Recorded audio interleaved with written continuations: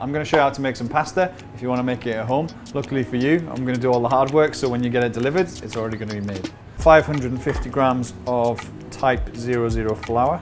I've got 6 egg yolks, 4 whole eggs, 2 tablespoons of extra virgin olive oil, a big pinch of salt, get that in there. So why are we using more yolks than eggs?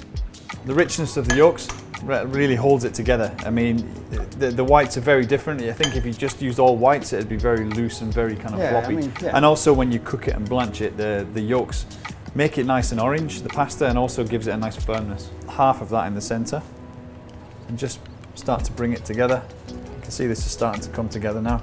It's a nice paste.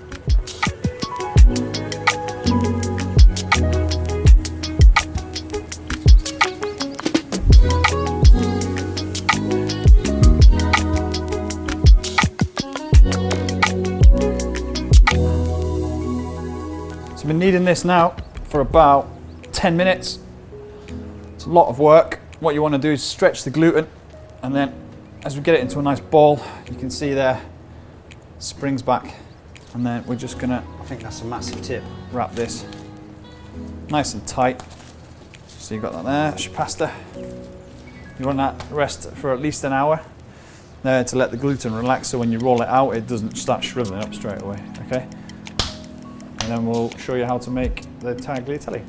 A very simple pasta dish, but very fresh pasta dish, as all of our cooking is focused on fresh ingredients and cooking it fresh and eating it fresh. We're going to finish that with some homemade basil pesto and just some lightly seasoned cherry tomatoes and goat's cheese.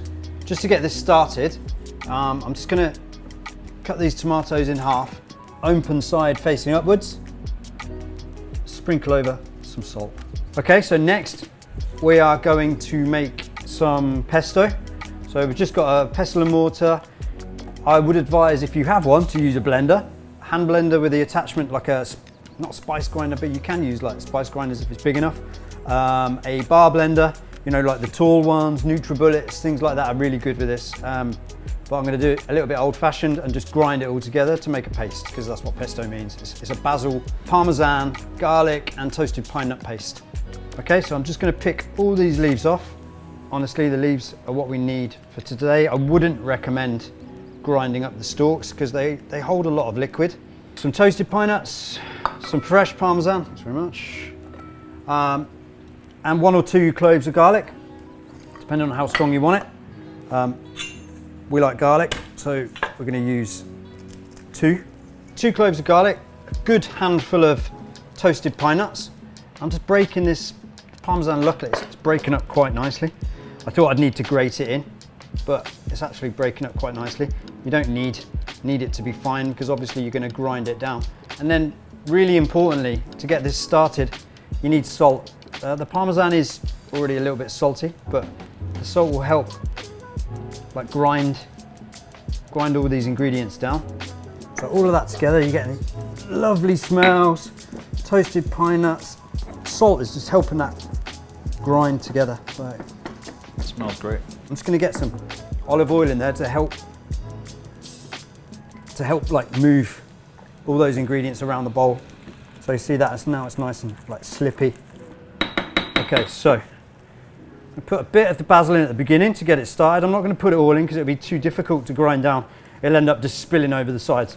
So getting that in, I'm just going to scrape that down a little bit, and that now is just a nice paste. Basil, parmesan, garlic and pine nuts and olive oil and a bit of salt. Okay, so I'm just going to put that to one side. Pasta that Scott made earlier, remove that from the fridge, let it come up to room temperature just to soften it a little bit. Just going to take this out of the cling film. You must cling film pasta. Do not cling film pasta because it will get a skin on it, dry out, and then you just get loads of chunky, crusty bits in your pasta that you can't roll, you can't put through a machine, and it's just horrendous. So just roll the pasta in cling film as soon as you've made it, okay? So I'm just going to take a nice piece, focus on that for a minute, and again, as I'm going on about, you have to wrap it up. You can't leave it because the air gets to it and it goes crusty on the outside, and it's a waste of all that hard work. Just by hand, it's gonna push it down. Yeah, you can use a rolling pin if you like, but I think for this amount, and it's a nice temperature. So starting with a pasta machine, pretty sure that not everyone has a pasta machine of this size at home. I'm sure some people have got small pasta machines at home, which are equally as good. They're great, but this is from the restaurant, so we're gonna use it, and it makes life easier. So through on the highest setting first, so that's gone through. One setting down, and we just keep going. And another setting down. I mean, you can see it's coming back quite nicely, but I want to firm that up. So what I'm going to do is knead it in the pasta machine, and that means folding it over a couple of times. And basically, you're kneading it through the machine rather than kneading it by hand like Scott did earlier. We're going to knead it through the machine.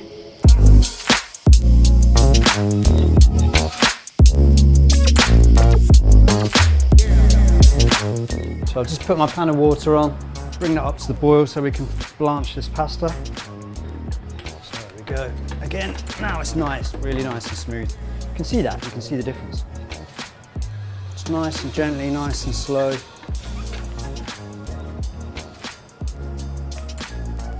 So now it's got a bit long. I don't have a lot of space, so I'm just going to cut that into 2 pieces. Tiny bit of flour. Just going to fold it up. Pan of water's on. Bit of olive oil. Good pinch of salt. Nice, what, about centimetre. So I don't want that to stick together. If it gets warm, it starts to stick together a little bit. So you have to be quite quick. Loosen all these up. Pasta's going to go in. I've got a timer here ready, so that's going to go in for 2 minutes. Be very careful, drop it in. Just going to give it a bit of a stir to make sure the oil gets coated on all the strips. I'm going to get the pesto. I'm going to pop that into the bowl there. So when the pasta's cooked, I'm going to tip the pasta straight onto the pesto, and we're going to mix it all together. On here, I've just got some nice fresh basil leaves to go on top. I love the freshness of it, I love the simplicity of it, and as long as all your ingredients are beautiful and fresh, then it's going to be a beautiful dish, to be honest. We've got so basil leaves, the tomatoes which we've just lightly salted, and then we've got some goat's cheese here, just a nice soft goat's cheese that we're just going to sprinkle over the top.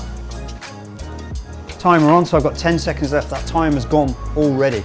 So I'm just going to turn that off. And there we go. Nice.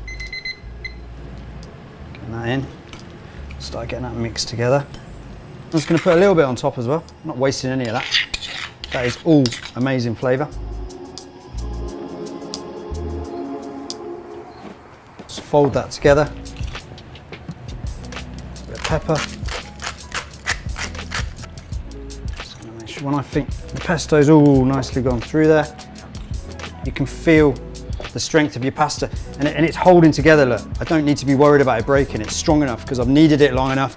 I haven't overcooked it. I've cooked it just at the right time. So 2 minutes is all you need, and it's nice and strong and it's not breaking. It's got nothing to be worried about. So put this onto the plate.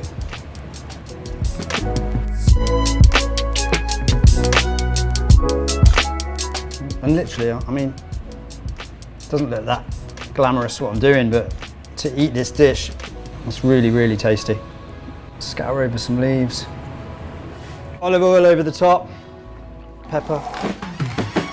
Goat's cheese, basil, tomato, tagliatelle.